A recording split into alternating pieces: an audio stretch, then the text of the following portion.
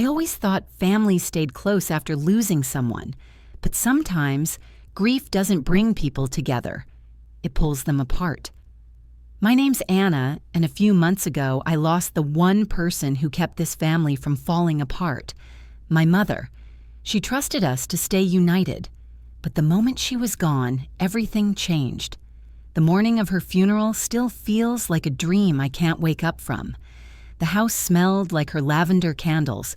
The sun came through the curtains the same way it did every Sunday morning. It should have felt peaceful, but I could already sense something off. I stood in the kitchen, running my fingers along the old wooden table, the one where she used to make biscuits from scratch. Every mark, every scratch, every stain told a story. It was our family's history carved into wood. That table had seen laughter, birthdays, tears, and one too many arguments about money, and even though she was gone, I could almost hear her voice saying, "Promise me you'll look out for each other, Anna. Don't let anything come between you and your brother." I meant it when I said yes. I just didn't know how hard that promise would be to keep. Ethan showed up that afternoon, my brother, Mom's favorite. He had that same confident walk, the same expensive cologne, and that same smile that always made people forgive him, no matter what he'd done. When he hugged me, I felt his hand pat my back like a stranger's. "Hey, sis," he said, looking around the house like he was already taking inventory. "It feels weird without her, huh?" I nodded, but deep down, I could see something in his eyes, a glint of ownership. He noticed the framed photo on the wall, Mom, him, and me. But the one hanging now was a little different. The edges were torn. My side of the photo had been cut just slightly smaller, almost like someone had tried to crop me out. I brushed it off, told myself I was imagining things. Later that evening, I went through Mom's old drawer, the one she always kept locked. Inside, I found her prayer book, a few letters, and an old locket with our baby pictures. But tucked beneath the papers, there was something else, an empty envelope with her handwriting. For later. The inside was blank. Whatever was once there was gone. I felt a chill run through me. I tried to shake it off, but something about that empty envelope felt wrong. 2 days later, the phone rang. It was Mr. Lewis, Mom's lawyer. His tone was formal but gentle. "Anna," he said, "your mother's will is ready to be read. Monday morning, 9 a.m. Please make sure you and Ethan are both present." I froze. I didn't even know she'd finalized her will. She never talked about it. She said it made her feel like she was inviting the end. I hung up and called Ethan right away. He answered like he was expecting it. "Oh, good," he said. "Finally, let's get this settled." He sounded eager. Too eager. That weekend, I cleaned the house before everyone came over. Every corner of that place felt heavy with her memory. Her sewing chair still sat by the window, the fabric half-stitched on the armrest. Her teacup still had a faint lipstick stain on the rim. It hurt to see how quickly time forgets the small things. Sunday night, I couldn't sleep. I walked outside to the porch and stared at the stars the way she used to. She loved the night sky, said it reminded her that even when life feels dark, light always finds a way through. I whispered, "Mom, I hope you're watching."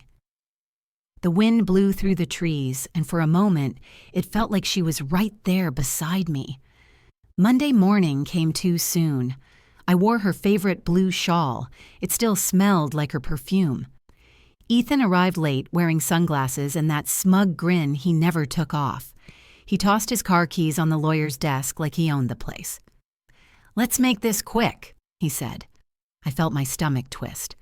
Mr. Lewis nodded politely, but his assistant, Sarah, looked nervous. She kept glancing at the folder in front of her like something inside it wasn't right. We sat down, the air thick with silence. Mr. Lewis cleared his throat. "Your mother's final will and testament," he began, "was signed 2 months before her passing. I'll read it aloud as written." I took a deep breath. Ethan leaned back, arms crossed. The lawyer unfolded the paper slowly. I caught a glimpse of his hand trembling. Before he could even start, his assistant whispered, "Sir, are you sure this is the right version?" He hesitated, then nodded firmly. "Yes, Sarah. This is the one she left with me." I didn't think much of it then, but that tiny exchange, the hesitation, the whisper, it stuck in my mind like a splinter. As he began to read, my mind drifted back to Mom's last week. The day before she passed, she'd told me something strange. We were sitting by her bedside, the light from the window falling softly on her face. She took my hand and said, "Anna, people change when they smell money. Promise me you won't lose yourself when that time comes." I laughed it off back then. I told her, "Mom, we're family. We'd never fight over money." She smiled, but didn't answer. She just looked away, like she already knew something I didn't. Now, sitting in that lawyer's office, I finally understood what that silence meant. Something wasn't right. Ethan looked too calm. The lawyer looked too uneasy, and I could feel my heart pounding louder with every word that followed. Mom always believed in fairness, in doing the right thing. She never played favorites, at least that's what I thought. The air in that room was heavy, like even the walls were holding their breath. I looked at the picture frame on the lawyer's desk, a smiling family photo of strangers, and felt jealous of how simple they looked. Sarah, the assistant, was still double-checking the documents, her pen tapping nervously against the file. She glanced at me, then at Mr. Lewis, then back again. For a moment, I thought she was about to say something, but she didn't. And I'll never forget the way she looked down at that file, as if she knew what was about to happen would tear my world apart. I thought I knew what Mom wanted. I thought I knew what kind of woman she was. But as I sat there, waiting for the lawyer to finish reading her words, I realized I had no idea what she'd really written. Do you believe family promises should last beyond the grave? If you've ever lost someone you love, take a deep breath right now and remember them with me. And before we move forward, please subscribe. This story's about to get heavier. I sat straight, hands locked in my lap, trying to breathe like the air wasn't made of glass. The room was quiet, too quiet. You could hear the clock on the wall, the slow tick like a hammer. Mr. Lewis adjusted his glasses. His voice was careful, like he didn't want to wake something sleeping between us. "Thank you for coming," he said. "This won't take long." Ethan leaned back in his chair like he owned the chair, and the desk, and the building. He gave me a quick smile, thin, polite, practiced. I felt small in my mother's blue shawl. The lawyer began, "I, Margaret Hayes." My chest tightened. He kept reading. Words about being of sound mind, words about love, words about peace. Then he said the part that broke the room. "I, Margaret Hayes, leave my home, savings, and possessions to my son, Ethan." The words hung in the air like smoke. Silence. No one moved. Even the clock forgot to tick. I stared at the paper in his hands, waiting for him to keep going, to say, "And to my daughter, Anna." But he didn't. He lowered his eyes. I couldn't feel my hands. Ethan's mouth twitched. Almost a smile, almost not. He folded his arms, then unfolded them, like even he didn't know how to hold this moment. I swallowed hard. There must be a mistake. Mr. Lewis looked at me with those soft lawyer eyes I now hated. "That's what's written," he said. Ethan turned to me, voice light, like this was kindness, not a cut. "She always said she trusted me to take care of you." I stared at him. "Take care of me? You moved out at 19 and never looked back. She took care of both of us." He shrugged. Maybe this is her way of keeping things simple. Something inside me cracked. My mother was fair. She made equality a discipline. She counted slices of pie so no one felt cheated. How could this be her? I stood up too fast. The chair legs scraped the floor, loud and ugly. "I need air," I said, already moving. The hallway was colder. I pressed my back to the wall and covered my mouth to stop the sound that rose in. My throat. Tears slipped between my fingers anyway. My mother's perfume seemed to cling to the shawl like a ghost trying to hold me up. I slid down the wall and let myself break. Sarah, the assistant, appeared in the doorway. "Ma'am, do you need water?" I shook my head. She hesitated, then offered a folded tissue. Her eyes flicked toward the office. I'm sorry." For a second, she looked like she wanted to say more, but she didn't. I wiped my face, stood, and walked back in. Ethan was already talking about timelines and keys. Mr. Lewis kept his voice neutral, answering like this was just paperwork. "Is that everything?" I asked. "For today," he said. I nodded like I understood anything. I didn't hug my brother. He didn't try to hug me. Outside, the sky was gray. I sat in my car and watched the clouds move like slow bruises. I could hear my mother's laugh inside my head, soft and bright, the way she laughed when flour exploded on the counter and we both wore it like snow. I pressed my palms to my eyes until stars sparked. On the drive home, my mind kept slipping backward. I saw us in the garden, her hands in the soil, her hat crooked, her voice calm. "Push the seed in, not too deep. Let the sun do the rest," she'd tell me. We'd name the tomatoes like they were pets. She'd say, "When you plant with love, food tastes like family." I saw us baking at midnight because life felt heavy and sugar made it kinder. Cinnamon made the house smell like December. She'd hum while she measured, and I'd pretend I didn't cry into the dough the night Dad left because she noticed and pretended not to. I saw us in the living room with the old lamp on, her hand warm over mine. She whispered once, not long before she got sick, "If anything happens, look in my desk drawer." I had nodded, half listening, certain we had time. I drove faster. When I reached the house, I went straight to her room. The drawer was where it always was, right side, third down, old brass handle rubbed smooth by years. I tugged, locked. Her keys were in the ceramic bowl by the window. I rattled them until I found the small one. The lock turned with a dry click. I opened the drawer slowly, like I might wake her. Inside were the things that made her. The soft prayer book with a bent corner, the locket with our baby pictures, a small packet of pressed flowers labeled "First Spring in this house," an elastic-bound bundle of recipes written in her neat round hand. I lifted each item carefully, holding my breath as if air alone could scatter her. At the bottom, there was an envelope. My heart leapt and then stalled. It had her handwriting on it. For later. I turned it over with shaking hands. It had been opened. It was empty. The room swayed. I sat down on the edge of the bed and stared at that envelope until the letters blurred. Who opened it? When? Why was it empty? I pressed the paper to my chest like it could speak if I held it close enough. A knock on the open door made me jump. It was Mrs. Carter from next door, holding a casserole like all grief comes with noodles. "I heard," she said softly, setting the dish on the dresser. "I'm so sorry, honey." I nodded because my voice was an old radio that only played static. She looked around the room like she'd been there 1,000 times.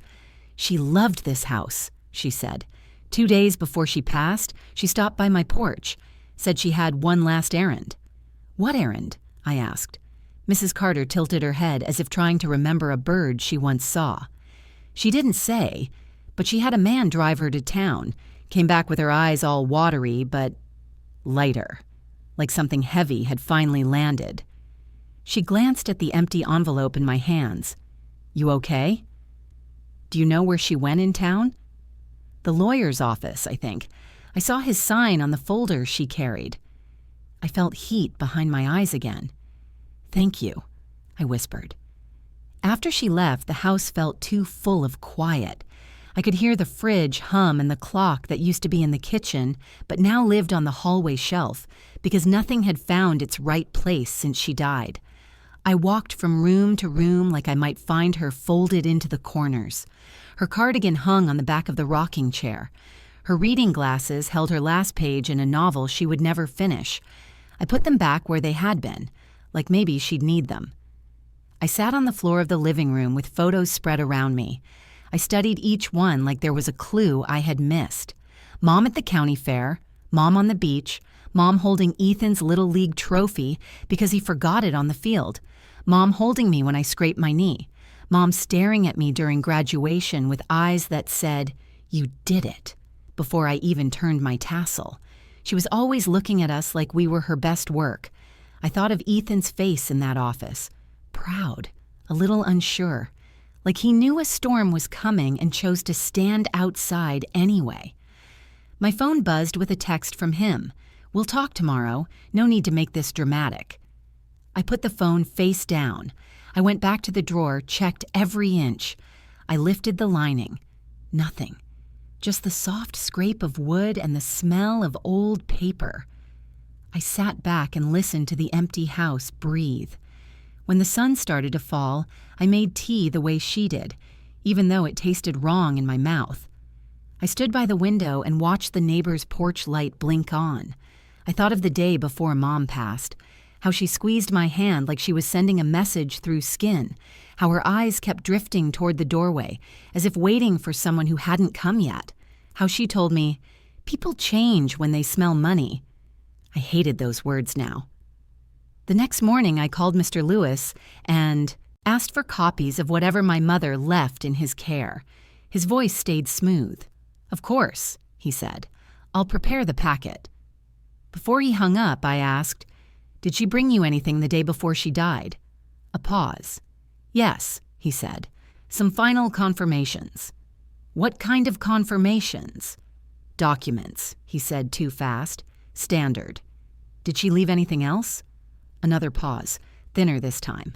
"Miss Hayes, I'll send the packet." He ended the call.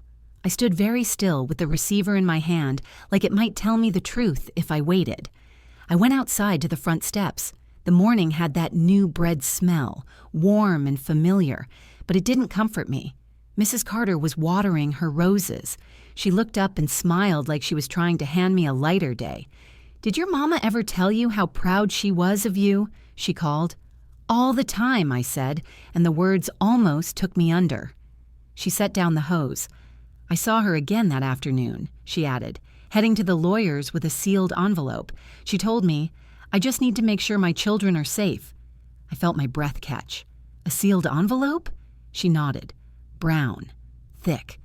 She laughed and said, "This is just in case they forget how much I love them." I thanked her and went back inside on shaking legs. A sealed envelope, the empty one in my hand, the nervous assistant, the will that read like a stranger wrote it. I spread everything on the kitchen table like a map. The empty envelope, the recipe bundle, the locket, my mother's neat handwriting spelling out, "For later." I traced each letter with my finger until I could feel the groove of ink. Maybe she changed her mind, I told myself. Maybe she wanted things this way. But the truth didn't sit.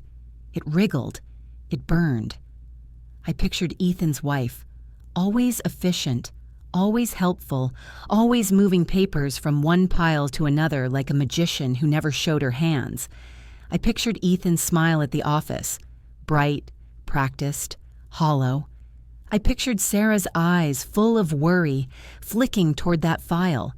And under it all was my mother's voice, a thin thread running through the noise. "If anything happens, look in my desk drawer." I had looked, and what I found wasn't nothing. It was a message with its heart ripped out. That afternoon, I drove past the fields to the edge of town, where the highway hums and the line of small offices sit in neat rows. I didn't go in. I parked across the street from Mr. Lewis's building and watched people go in and out, tiny figures carrying secrets in folders. I waited until the lights flicked off and the blinds closed. Then I drove home in the blue hour when everything looks honest and sad. I stood in the doorway of my mother's room and took one long breath. My hands were still. My mind wasn't. Maybe love makes people brave. Maybe money makes people monsters. Maybe grief makes people blind. I turned off the lamp and let the dark settle. Why would Mom change everything? Unless someone made her. I didn't sleep that night. I lay in the dark and watched the ceiling, thinking about the empty envelope and the way Ethan smiled like he'd already moved in. By morning, the decision felt simple in my chest. I wasn't going to wait for answers. I was going to get them. I drove to the mansion, our childhood home that now felt like a museum where I wasn't welcome. The gravel crunched under my tires, loud and rude, like it knew I didn't belong here anymore. Ethan's truck was in the driveway. So was Stephanie's shiny car, clean as a lie. I didn't knock. I walked in. The house smelled like lemon polish and new money. Boxes were open in the foyer, our mother's things half wrapped, half exposed, like her life had been paused mid-sentence. I picked up her music box, the one that played 3 notes and then gave up, and wound it out of habit. It tried. It failed. Just like me, I thought. "Anna?"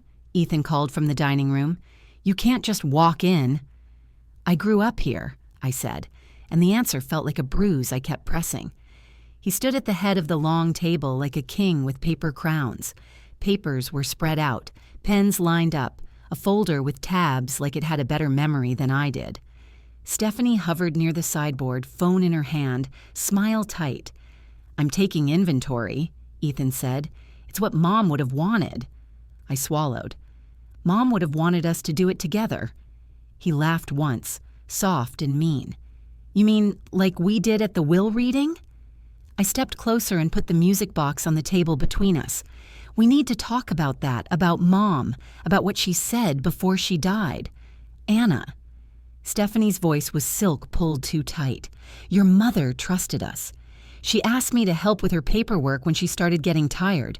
We handled everything as she wished." "We," I repeated. "So you signed things for her? You moved papers around? You sat in meetings?" "I sat beside her," Stephanie said. "I took notes, I scheduled appointments, I made sure nothing fell through the cracks."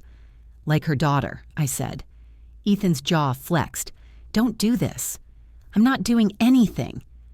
My voice shook, but I kept going. "Mom told me, if anything happens, look in my desk drawer." I did. There was an envelope. It was empty. Mrs. Carter saw Mom go to Mr. Lewis's office the day before she died, holding a sealed envelope. "Your assistant looked scared during the reading. And the will." I pointed at the folder.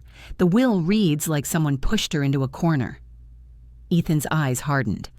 "Are you calling me a liar?" "I'm asking if you pressured her. If she signed something she didn't understand. If someone helped her. Change things fast." Stephanie stepped forward. "We did what was necessary. Your mother changed her mind. She wanted the estate handled by someone responsible." "Responsible?" I felt heat rise in my face. "You want to talk about responsible?" I stayed. I took her to chemo. I paid the electric bill when she forgot. I cooked when she could only look at the food and say she wished she was hungry. Where were you? Ethan's voice dropped low. "Don't turn this into a sacrifice story. You lived here. You benefited. Don't pretend you didn't." "Benefited?" I looked around at the boxes, at the memories packed wrong. I lived with my mother. That was the benefit. If you can't understand that, then I don't know you. His hand hit the table. Flat. Sharp. The music box clinked and stuttered its sad little song, then stopped. He pointed at the paperwork. "She signed this. I didn't forge anything. None of us did." "None of us?" I said softly. "Then why do you keep saying we? Why is Stephanie talking like the lawyer?" Stephanie didn't flinch. "Because I know how to read, and because someone had to be practical." She held up a stapled packet, copies of the will, highlighted like a school assignment. "Your mother was clear. She wanted stability. Ethan provides that." My laugh came out like a cough. "Ethan provides debt. You provide polish. Neither of you provide truth." Ethan's eyes flicked away just for a second, and that 1 second was a doorway. I stepped through it. "Did you ask Mr. Lewis to rush the will?" I asked. "Did you tell him Mom wanted it done quickly? Did you tell him to ignore anything else?" Silence. Stephanie's mouth opened, then shut, then smoothed into a practiced line. We asked him to follow her instructions, she said carefully. Ethan rubbed his temples. This is a waste of time. The will is valid. Maybe, I said. Maybe not. I picked up the music box and held it like a shield. I'm going to find out. I left before the fight could grow teeth. Stephanie's whisper followed me down the hall. She doesn't know what she's doing. Maybe I didn't. But the whole house felt wrong, like a stage set where the props were real but the story was fake. By afternoon, the town already had the news. Small towns carry gossip like a choir carries a hymn. Everyone knows their part. The bakery lady wouldn't meet my eyes. The man at the gas station asked how I was handling the loss, and I couldn't tell if he meant my mother or the house. 2 teenagers whispered near the door, and I caught the word greedy. Greedy. For wanting my mother's last words to match her life? For wanting the truth? I drove past the school where Mom used to volunteer for the book fair. Take 2 if you like, she'd say, but promise you'll read them both. People loved her because she made kindness feel simple. Today, even the bricks looked like they had opinions. I parked behind the library and cried where nobody could see. Every tear felt like a tiny stone leaving my chest. When the sobs stopped, I could breathe again. I wiped my face, opened my contacts, and tapped Mr. Lewis, straight to voicemail. I called again. Voicemail. I texted, "We need to talk today. Please. Read." No reply. I went to his office. The blinds were shut. The secretary said, "He's out for the day," without looking up. Her tone said he'd been out for a lot of people lately. On the sidewalk, I stared at my reflection in the dark window. Red eyes, set jaw, my mother's shawl, like a flag I didn't know how to carry. Something inside me steadied. Fear shifted into focus. That night, I waited. I left the porch light on and brewed tea, even though I knew I wouldn't drink it. At 9:23, my phone lit up. I can meet, not at the office. 20 minutes. Side entrance of St. Mark's. Monsieur Lewis. My heart thudded. St. Mark's Church sat at the end of a quiet street, the kind of place where secrets sounded louder. I drove with both hands on the wheel like that would keep me from shaking. The church door squeaked when I pushed it. Mr. Lewis stood in the side hall, tie loosened, eyes tired in a way that had nothing to do with sleep. "Thank you for meeting me," I said. He nodded. "I shouldn't be here." "Then why are you?" I asked. He looked at the stained glass window where red and blue light painted the floor like a bruise. "Because she trusted me," he said. "And I'm starting to feel like I didn't deserve it." My throat tightened. Did my mother change her will because she wanted to, or because someone wanted her to? He closed his eyes. "Your mother signed the will we read. That part is true. And the rest?" He took a breath that seemed to scrape his ribs. "There was another envelope," he said. "She delivered it the day before she passed." My fingers went numb. "What was in it?" He shook his head. "I didn't open it. It was addressed for future use, only if there was conflict." "Like now," I whispered. "I was told to hold it," he said. "Told by who?" His jaw worked. He didn't answer. I stepped closer. "Was it Ethan? Stephanie? Did they pressure you?" He looked at the floor. "I was told it would only confuse matters to introduce anything else, that she wanted a simple process, that her wishes were already clear." "Mr. Lewis," I said, "did you verify that with her? Did you ask her? Or did you listen to the person who had the loudest voice?" He flinched. Silence filled the hallway, heavy and old. Finally, he said, "I failed your mother. I thought I was doing the practical thing, the clean thing. But now," he shook his head, "now I'm not sure." I swallowed the sharp taste of anger. It didn't help. "What? Happened to the envelope?" "It's in my safe," he said softly. "Sealed, logged, untouched." My heart hammered. "Then give it to me." "I can't," he said. "Not without a court order or the consent of all parties." His eyes met mine. "You need a judge." The church felt colder. I wrapped the shawl tighter and stood very still. "Will you testify that the envelope exists?" I asked. "That she brought it? That it was meant for a conflict like this?" He stared at the stained glass again. "Yes," he said finally, "I will." "Will you say who told you to hold it?" He hesitated, then shook his head. "I'll say I was told. The court can ask the rest." It wasn't everything, but it was enough to start. I walked out into the night and felt the wind lift the edge of my hair like a hand. For the first time in days, my tears didn't sting. They felt clean. On the drive home, I called 3 numbers. The first was my father's old lawyer. He'd retired. The second was a friend of a friend. She didn't handle probate. The third was a woman named Rachel Porter, known in 3 counties as the person you call when family turns into a fight. She answered on the second ring. Her voice was clear and awake. "Tell me what happened," she said. I told her everything. The will, the assistant's look, the empty envelope, Mrs. Carter's porch, Mr. Lewis's hallway confession. She didn't interrupt. She just listened and took notes I couldn't see. "Okay," she said when I finished. "We're going to file a petition to reopen the probate and place the disputed assets under court control. We'll request a protective order for that second envelope and a hearing to determine its relevance." "Can we do that?" I asked. "We can," she said, "and we will." For a second, the relief was so strong I had to put the phone on speaker and breathe with both hands on the wheel. "Bring me everything in the morning," Rachel said. "Text me the lawyer's acknowledgement about the envelope if you can get it. I'll draft the petition tonight." When I hung up, the house didn't look so dark anymore. I walked through each room and spoke out loud like Mom could hear. "I'm trying," I said. "I promise I'm trying." I gathered the documents, the copies from the will reading, my notes, the empty envelope with "for later" in her neat hand. I tucked the locket into my pocket. I wasn't superstitious, but I needed it near my heart. The next morning, Rachel's office felt like the opposite of Mr. Lewis's: bright, organized, brave. She read fast, asked smarter questions than I knew how to answer, and typed with the focus of someone building a bridge. "We're filing today," she said. "The clerk will stamp it and we'll request an expedited hearing.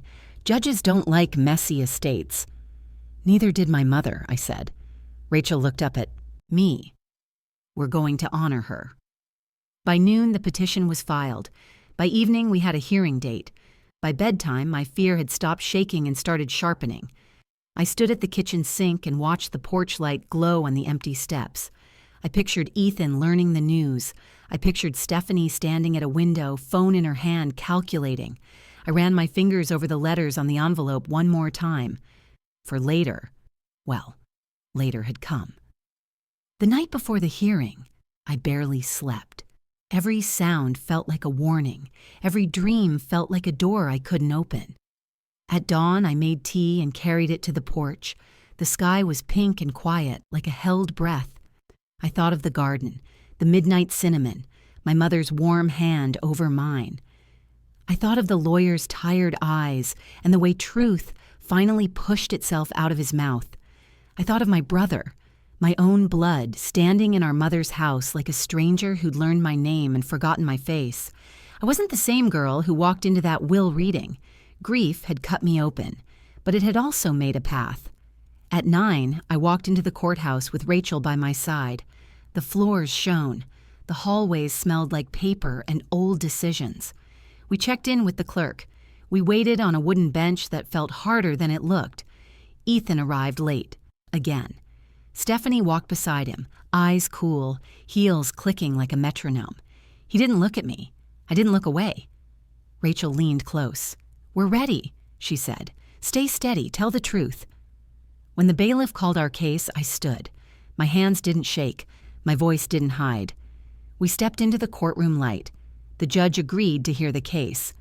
But what he found in that courtroom shocked everyone. The courtroom felt colder than the morning outside. Light poured through high windows, cutting the room into quiet squares. I smoothed the edge of my mother's shawl and kept my hands still. Across the aisle, Ethan stared straight ahead, jaw locked, eyes pretending not to see me. The judge entered like a door closing, stern, calm, and final. We stood. We sat. My heart stayed standing. "Case number," the clerk read, voice steady. I heard my mother's last name spoken aloud, and it landed in the room like a bell. Rachel rose beside me. "Your Honor, we're here on a petition to reopen probate and secure an item of potential testamentary significance." Her voice didn't shake. Mine would have. The judge nodded once. "Proceed." Rachel glanced at me, one quick spark of courage, then faced the bench. "We believe there is a second document that was deliberately withheld," she said. "It was delivered to the drafting attorney the day before decedent's death, intended for use in the event of conflict among the heirs." A hush moved over the room, as if even the benches wanted to listen. Ethan shifted, one leg jiggling under the table. Stephanie's eyes were cool glass, her lips drawn into a neat line. She leaned toward their counsel, whispering a plan that smelled like lemon polish and new money. "Our position," Rachel continued, "is that this document may clarify the decedent's true intent. We ask that it be produced and placed under the court's control." The judge folded his hands. "Counsel for the respondent?" Ethan's attorney stood. "Your Honor, the will is valid, executed in due form, witnessed. Any other document is hearsay, speculation or worse, irrelevant to the decedent's final clear instruction." Rachel didn't blink. "We're not speculating. The drafting attorney has already acknowledged possession." Every head turned quietly, almost involuntarily, to Mr. Lewis in the second row. He looked smaller than I remembered. His tie was straight, his conscience wasn't. The judge tapped his pen once. "Call your first witness." Rachel. "We call Michael Lewis." He walked to the stand like a man heading to a mirror he didn't want to face. Sworn in, seated. Rachel stepped forward, legal pad ready, eyes precise. "State your name and occupation." "Michael Lewis, attorney at law." "Did you draft the will that was read for the estate of Margaret Hayes?" "Yes." "Did the decedent come to your office the day before her death?" A pause. "Yes." "Did she deliver an additional sealed envelope to you?" His eyes flicked toward Ethan. "Yes." Murmurs rolled through the pews like wind through wheat. The judge lifted a hand, and the room softened again. Rachel kept her voice even. "What were the instructions regarding that envelope?" "It was labeled for future use," he said. "To be read only if there was conflict between her children." My throat tightened. There it was, the shape of my mother's voice, finally finding air. "Did you notify both heirs of this envelope after the will reading?" Rachel asked. His mouth opened. Guilt lived on his tongue. "No," he said. "I did not." "Why not?" "I was advised it might complicate matters," he said. "Advised by whom?" His gaze slid to the defense table, then up toward the ceiling, as if the truth lived in the rafters. He swallowed. "I was told by Mrs. Hayes' daughter-in-law that the decedent wanted a simple process, that the will reflected her wishes, that introducing anything else would cause distress." Stephanie didn't flinch. Her lawyer jumped. "Objection, hearsay." Rachel. "Statement explaining witness conduct, not offered for the truth of the matter, Your Honor." The judge considered, then nodded. "Overruled. The answer stands." Rachel's tone sharpened. "Mr. Lewis, in your professional opinion, should that envelope have been disclosed immediately to the heirs or the court?" He closed his eyes as if he could hide behind the lids. "Yes," he said. "It should have." Rachel took one small step closer. "Do you have that envelope now?" "Yes." "Where is it?" "In my office, safe." The judge leaned forward, the air in the room bending toward him. "Mr. Lewis, do you consent to producing that envelope to the court at this time?" He looked at me. His eyes were tired. Mine were steady. "Yes," he said. "I consent." The judge's voice bore the weight of oak and oath. "Bailiff, accompany Mr. Lewis to retrieve the item. Will recess for 15 minutes." The gavel touched wood, one clean sound, and we all exhaled. In the lull, the courtroom swelled with whispers. I heard my name like a thread running through them. I didn't listen. I just held my mother's shawl and watched dust move through a sunbeam like tiny, brave things. Ethan's face was tight, his cheeks flushed with something that looked like anger, wearing fear's jacket. Stephanie leaned in, whispering through her smile. I didn't look away. Rachel sat beside me. "You're doing well," she said softly. "Breathe. Eat one almond." She placed a small packet in my hand like a ritual, and I obeyed. 15 minutes became 20. Silence turned heavy, then heavier. My pulse measured the room. The door opened. The bailiff returned with Mr. Lewis, who held a brown envelope with 2 hands as if it could bite. We rose. We sat. The judge's gaze was steady enough to be a promise. "Proceed," he said. Rachel approached. "Your Honor, we request that the envelope be marked and opened by the court." The defense attorney stood. "We object to opening a document whose origin and relevance are unclear." The judge raised a calm hand. "Objection noted and overruled. The court will examine the contents." The bailiff carried the envelope to the bench. The paper looked ordinary, the color of grocery bags, the texture of every errand, but the room treated it like fire. The judge ran a finger under the flap and opened it slowly, a soundless rip, the kind you feel in your chest. He withdrew a single folded letter and a smaller sealed note. On the outside of the letter, in my mother's careful handwriting, "For my children, to be read only if there is conflict." My breath left me and didn't return. The judge unfolded the letter. Silence pressed against the walls. He read quietly at first, eyes moving. Then he lifted his head. "This appears to be a message from the decedent addressing the distribution of her estate in the event of familial conflict," he said. The benches rustled. Rachel's pen hovered. Ethan's foot stopped bouncing. The judge looked back at the page and began, slowly, carefully, letting each word land. "To my children," he read aloud. "If you are hearing this, it means love has failed between you." A sound like a small cry escaped me. It might have been my own voice, it might have been the room. "I made mistakes," the judge continued, reading her words. "Grief made me slow. Fear made me quiet. But I was never confused about what I wanted." I closed my eyes and saw her handwriting on recipe cards, the loops smooth and sure. "I do not want one child to carry both the house and the guilt," he read. "I do not want the other to carry the grief and the emptiness. This home is made of both of you. Please share it or sell it and share the proceeds equally. If there is anger between you, place the house under the court's care until the anger passes." The room sighed as one being. A woman in the back pressed a hand to her chest. Somewhere, a pen dropped and rolled. Ethan stared at the table like his name was written there, and he wanted to erase it. The judge continued, "To my son, I believed in your charm. I worried about your hurry. To my daughter, I believed in your patience. I worried about your silence. Be kind, both of you, especially when you feel you're right." My face was wet and I hadn't moved to wipe it. My mother's voice was in the room, calm, firm, impossibly alive. The judge lowered the page slightly. "There is a smaller note," he said, eyes moving to the second item. "It appears to be addressed to counsel." My heart thudded once, heavy. Rachel straightened. Across the aisle, Stephanie finally blinked.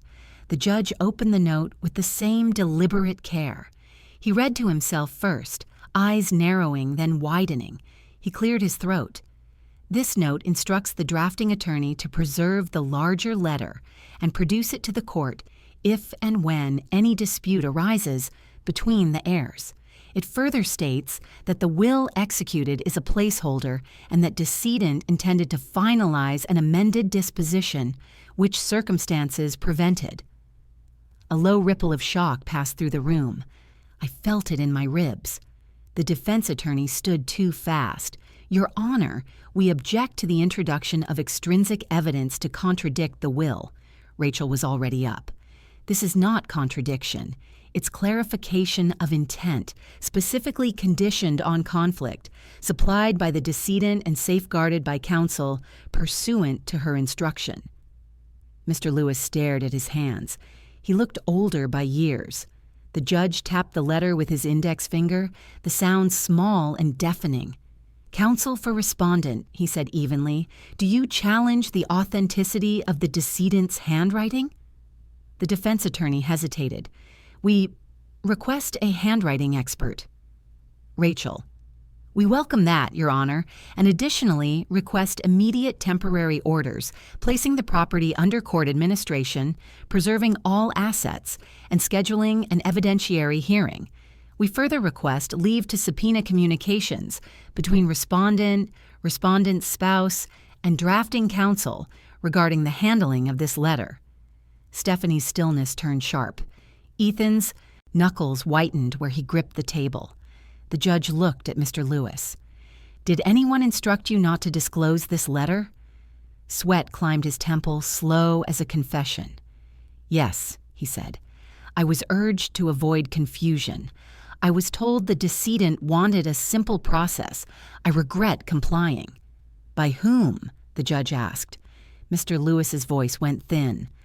"By Mrs. Steele," he said softly, blinking toward Stephanie, "and by Mr. Hayes." The room inhaled. Ethan opened his mouth, then shut it.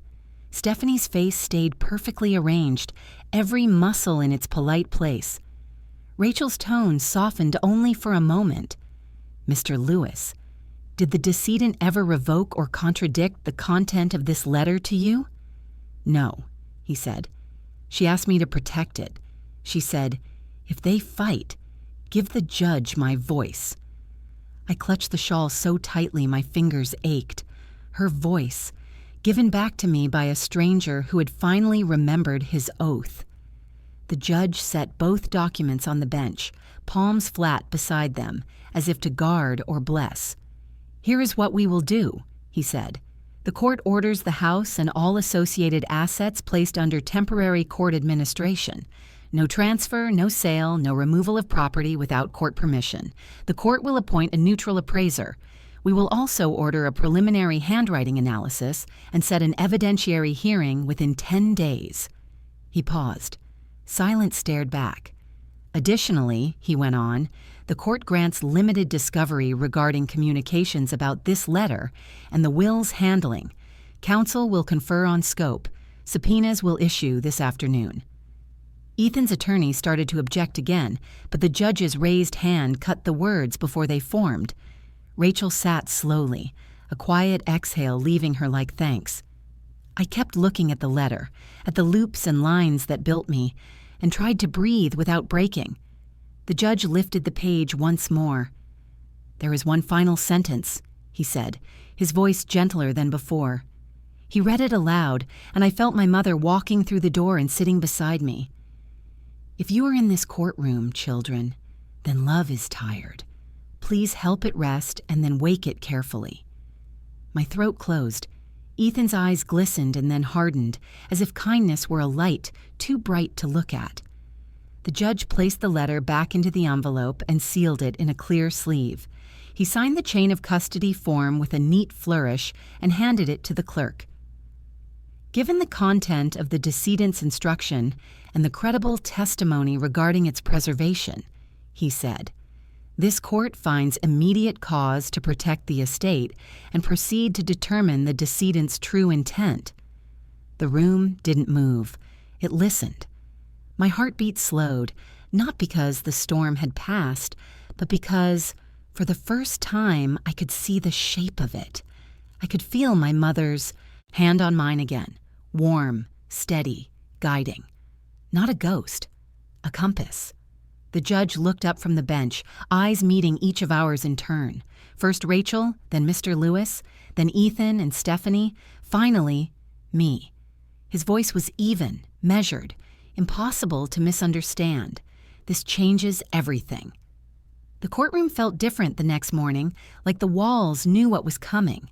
I sat very still, my mother's shawl around my shoulders, and tried to breathe like a normal person. Rachel squeezed my hand once. "Whatever happens," she whispered, "you did right by her." The judge took his seat. He nodded to the clerk, to the attorneys, to us. Then he lifted the brown envelope again, the second one, the one my mother left for us when love went quiet. His voice was steady and somehow kind. He unfolded the letter and read, "If you're hearing this, it means love failed between my children." My heart broke and healed at the same time. Hearing her words rise in that room felt like feeling the sun and rain together. The judge continued, "Everything I built is for both of you, but more than wealth, I wanted peace." I closed my eyes. I could see her hands on the kitchen table, her teacup beside the bills, her pen moving slow and sure. She had always wanted peace. She had tried to bake it into our lives like sugar in bread. The judge went on, reading the parts that mattered most. If there is anger, place the house under the court's care until the anger passes. Share the home or sell it and share the proceeds equally. Be kind, especially when you feel you are right. The words held the room still. No one cleared a throat. No one coughed. Even the lights stopped humming. Rachel leaned slightly toward the bench. "Your Honor, we move to recognize this letter as the decedent's true instruction in the event of conflict. We also request the court address the status of the earlier will." The judge lifted a second slip from the envelope, the note to counsel. He read it to himself, then placed it beside the letter. "The decedent called the earlier will a placeholder," he said. "She intended to finalize an amendment. Circumstances prevented it." Those words washed through me like warm water. Placeholder, not final, not the last page. I looked across the aisle. Ethan stared at the table like the wood might save him. Stephanie sat very straight, her chin up, her eyes cold. "Mr. Hayes," the judge said gently, "do you wish to be heard?" Ethan's attorney touched his sleeve. Ethan swallowed, then stood. His voice, when it came, was small and rough. "I never wanted to hurt my sister," he said. I thought Mom would fix it later." Later. That word hit me hard. Later is a promise we make to the people we think will never leave. Ethan looked at me then. Really looked, not past me. "I pushed her," he said. "I told Mom to make it. Simple. I told her I'd take care of things. I asked Lewis to hurry. I didn't think—" His voice cracked. "I didn't think she would die so soon." The room went quiet in a new way. Not shock, not anger. Something like grief sitting down between all of us and refusing to move. "I was scared," he said. "About the bills, about the repairs, about the mortgage and the leaks and the roof. I thought if my name was on it, I could get everything under control. I thought I could manage you." I let out a breath that tasted like old hurt. "You never had to manage me," I said softly. "You could have asked me to stand with you." His eyes shone. He nodded once, like that truth finally fit inside his head. "I'm sorry," he whispered. "I'm sorry, Anna." He sat back down and covered his face with his hands. I didn't feel victory. I felt a door open in a dark room. The judge folded his hands. "This court finds the letter authentic and credible," he said. "The earlier will, explicitly called a placeholder by the decedent, cannot be treated as her final intention in the context of conflict she anticipated. The letter must guide the court's orders." I exhaled, and it felt like leaving cold water for the first time. Rachel touched my elbow, a quiet, "We're here." Accordingly, the judge continued, the court declares the prior document insufficient as a final expression of intent in the present circumstances. temporary administration remains in place. The estate's principal asset, the home, will be either jointly held and equitably managed or sold, with proceeds split equally, unless the parties stipulate to another arrangement that accords with the decedent's instruction for fairness and peace. My eyes filled, not because I had won, but because the room finally sounded like my mother. Fairness, peace, two plain words that felt like a blessing. The judge turned to Mr. Lewis. "Counsel, the court admonishes your conduct in withholding this letter. You are reminded that clarity and candor are not optional when grief and law meet." Mr. Lewis lowered his head. "Yes, Your Honor." He looked at me. One brief apology I didn't know how to return. The judge looked back at us. "I will set a status conference for the parties to propose a practical plan. In the interim, no property shall leave the home. No accounts shall be altered. All keys remain with the administrator. If you wish to occupy the home for any reason, you will do so by written agreement or not at all." I nodded. I could almost hear Mom say, "Good. That's clean. That's safe." Rachel rose. "Your Honor, one more request. Permission to read a brief portion of the letter into the record. For the family." The judge considered, then inclined his head. "Proceed." Rachel read, "To my son, I loved your light. Slow down when love asks you to slow down. To my daughter, I loved your quiet. Speak when love asks you to speak." The words seemed to walk across the floor and sit with us, each on our own bench. I felt them in my shoulders, in my breath, in the way my fingers loosened their grip on the shawl. The judge asked if we had anything further. Rachel shook her head. Ethan's attorney muttered something about reserving rights, but even his voice sounded tired. "Then we are adjourned," the judge said. The gavel touched wood, one soft, merciful knock. People began to move in little waves, standing, whispering, filing out. I stayed seated. I needed one more minute in the room where my mother had spoken. Ethan stood and turned toward me like a boy who'd gotten lost in a store. He wiped his face with the heel of his hand. "I'm sorry," he said again, voice low.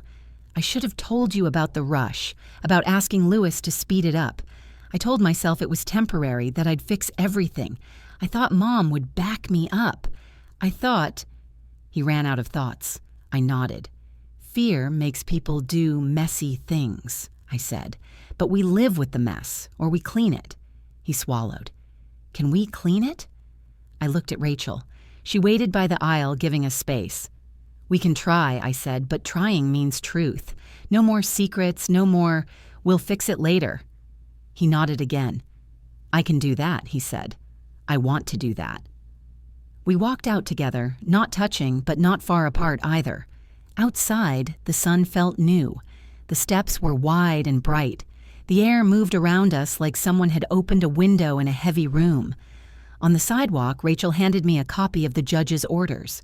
"Rest today," she said. "Eat something warm. I'll call you tomorrow." "Thank you," I said, and I meant it with every part of me. Ethan stood awkwardly with his hands in his pockets. "Do you want to get lunch?" he asked. "Or coffee?" I smiled, small and true. "Not today," I said, "but soon." He nodded like that was fair. He and Stephanie walked to the car. Stephanie glanced back once as if the world had shifted under her and she was trying to find ground. I stayed on the steps and let the sun touch my face. For the first time in weeks, I felt something like quiet on the inside. Not empty, just calm. When I got home, the house looked softer. The light in the hallway made a rectangle on the floor like a welcome mat made of sunshine. I put the orders on the kitchen table and made tea the way she liked it. It still didn't taste right, but it hurt less. I walked into her room and sat on the edge of the bed. The drawer, right side, third down, was still open from the last time. I slid it out farther, careful with the rails, careful with memory. There, beneath the old prayer book and the packet of pressed flowers, was a small, flat envelope I hadn't seen before. It must have slid under the lining. My fingers trembled as I lifted it. My name was on the front, just my name, Anna. Inside was a single photograph, not the kind you frame, the kind you carry in a wallet until the corners go soft. It was from years ago, me and Ethan on the porch steps, knees dirty, faces chocolate smeared, Mom behind us laughing so hard her eyes were closed. On the back, in her neat round hand, she had written, "Forgive him quickly and teach him slowly. He learns by love." I pressed the photo to my chest and felt my heart answer. I wasn't crying from pain anymore. I was crying from relief. The judge had restored fairness. But my mother, she had restored purpose. I wiped my eyes and looked at the picture again. The porch steps, the chocolate, her laugh, the way Ethan leaned into me like he always had, even when he didn't know he was doing it. I finally understood why she forgave him. Because love, even when tired, chooses another try. But when I saw the photo she left behind, I finally understood why she forgave him. I came back to the house at sunrise, when the air is soft and the world is quiet enough to hear your own heart. The porch steps creaked the same way they did when we were kids. Dust floated in the light like tiny memories that forgot how to land. I unlocked the door and stood in the hallway for a long time. The lemon smell was lighter now. The rooms didn't feel like a museum anymore. They felt like a home waiting to breathe again. Ethan arrived a little later, hands in his pockets, eyes unsure. We didn't hug. We didn't need to. We just walked the rooms like tourists in our own past, touching the edges of what made us. In the living room, I set the frame on the mantel, the letter on one side, the photo on the other. Mom's handwriting looked alive in the glass, each loop gentle, each line a promise. In the photo, our knees were muddy and our smiles were too big for our faces. Behind us, Mom was laughing with her eyes closed. I could almost hear the sound. "She didn't want us to fight for money," I said softly. "She wanted us to remember who we were before greed took over." Ethan nodded, eyes wet the way rain clings to a window. "I forgot," he whispered. "I'm sorry, I forgot." We stood there in the quiet, the letter between us like a bridge we could finally walk across. Then we got to work. The house needed love, not just repairs. I started in the kitchen because that's where love always lived. I scrubbed the table until the wood shone. I lined up Mom's spice jars, even the ones that barely smelled like anything anymore. I found a cinnamon stick at the back of the drawer and held it to my nose. It smelled like December and second chances. Ethan took the toolbox to the hallway. The loose hinge that had squeaked for 5 years finally learned to behave. The wobbly banister found its courage again. He didn't announce each fix. He just did them, quiet and steady, the way Mom used. To fold laundry, humble and sure. At noon, we met on the porch with sandwiches that tasted better than they were. We didn't talk about the court or the will or the embarrassment of people knowing your worst day. We talked about the time we built a blanket fort in the living room and Mom crawled in with a flashlight and snacks like it was a palace. We laughed. It didn't feel wrong to laugh anymore. After lunch, I went to the garden. The soil was dry and stubborn. I knelt down and pressed my hands into it the way Mom taught me, gentle. Not afraid. I planted marigolds because she said they protect the things you love. I planted jasmine because the smell made her close her eyes and sigh like the world was kind. I planted tomatoes because food tastes like family when you grow it together. Ethan carried bags of fresh soil from the car without being asked. He built a simple trellis for the vines and didn't say anything when I changed the angle twice. He just adjusted the stakes and smiled like he understood the map I was following. In the late afternoon, the light slid across the floors and turned everything gold. I walked through each room and felt the house loosen its shoulders. The curtains moved like slow breath. The walls felt less heavy.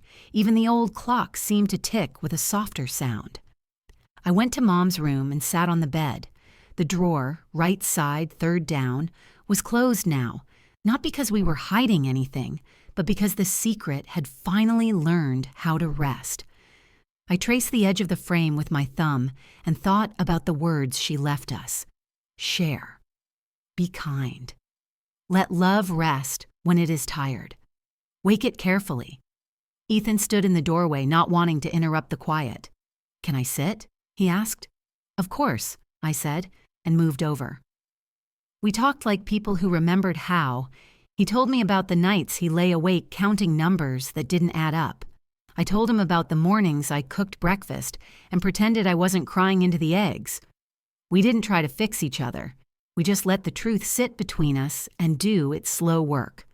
As the sun fell, we made tea. Hers, not ours. It tasted closer to right, maybe because we weren't drinking it alone. Before he left, Ethan paused in the hallway and looked at the framed letter. "I'll follow this," he said, tapping the glass lightly. "Every word." "I know," I said, and I did. The next days were a rhythm. Repair, remember, rest. I polished the picture frames and wiped the dust that grief leaves everywhere. He patched the crack near the stairs that we used to jump over like it was a river. We made lists and we crossed things off, and no one yelled and no one stormed out. People in town started talking less. They still watched, but with softer eyes. Mrs. Carter brought lemon squares and a story about Mom chasing a stray dog through the yard in slippers. We laughed until we leaned on each other. At the end of the week, Rachel met us on the porch with papers that didn't feel scary. She explained next steps like she was reading a recipe, clear, simple, kind. We signed what we needed to sign. We agreed to the plan. We said thank you, and we meant it. That evening, I watered the garden while the sky turned pink. The jasmine had already decided to be generous. The marigolds glowed like tiny suns. I whispered, "I'm trying, Mom." The wind moved through the leaves like an answer. Inside, I set 2 plates at the table and made pasta with too much garlic, because love needs to taste like something. Ethan arrived with bread that he didn't bake, but pretended he did. We ate, and we told stories, and we didn't count who said sorry more. We didn't need to. After dinner, we stood in front of the mantel again. The letter and the photo looked like they belonged together, like they were always meant to be side by side, truth and memory, hand in hand. I imagined Mom laughing again, the same way she laughed in the picture, like joy was a choice and she was choosing it. "I used to think forgiveness was pretend," I said, like a word people use to skip the hard parts. "What do you think now?" Ethan asked. "I think forgiveness is weight training," I said. "You pick up the hurt and it's heavy, and you carry it until it changes shape. And one day, it's not a weapon anymore. It's a tool." He nodded slowly. "I want to be better," he said. I smiled. "Then let's practice." We cleaned the dishes together without stepping on each other's toes. We put the chairs back under the table, even the squeaky one. We turned off the lights room by room and let the house settle. Before he left, Ethan touched the doorframe with his fingertips, the way he did as a kid when he was measuring if he had grown. "I'm proud of us," he said. "Me too," I answered, and I wasn't lying. When the house was quiet again, I sat by the window where Mom kept her sewing chair. The stars were patient tonight. They didn't rush to be noticed. They just were. I held the photo in my hands and traced the soft corners. I thought about the court, the envelope, the gavel, the breath I held for days. I thought about the way truth finally sat down at our table and didn't leave. Legacy isn't just a house or a bank account. Legacy is the way a family returns to itself. It's the way we speak to each other when we are tired. It's the way we choose the long, slow road of kindness when the short road of pride looks easier. Mom taught us that with recipes and garden dirt and late-night talks where the only answer was, "We'll figure it out." She left us a letter because she knew love gets tired. She left us a photo because she knew love wakes when it sees itself. I stood and placed the photo back in the frame beside her words. Truth and memory, law and love, side by side.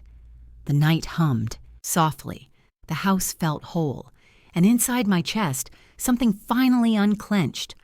What would you do if the truth came too late? Tell me in the comments. Subscribe for more real stories that hit the heart. Fade with me now, gentle and clear, On the second envelope framed beside the will, soft piano in the air, and one last line from her to you and me. Forgive, but never forget the truth.